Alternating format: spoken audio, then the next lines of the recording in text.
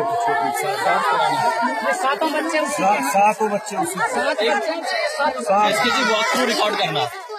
हाँ रिकॉर्ड कर।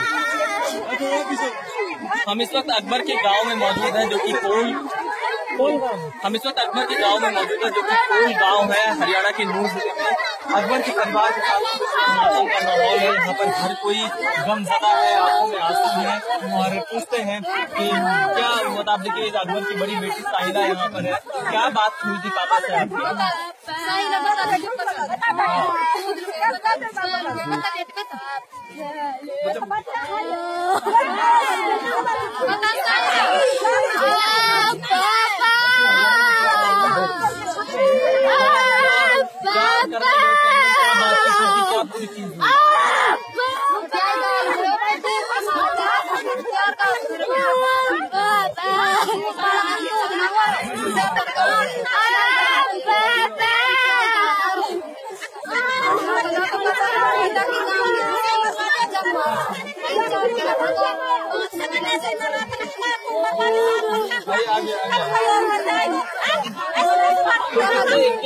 बच्चे हैं 7 बच्चे। ये सातों बच्चे उसी के खड़े हैं, नहीं है उसी के और बच्चे हरियाणा है उसी के बच्चे साथ।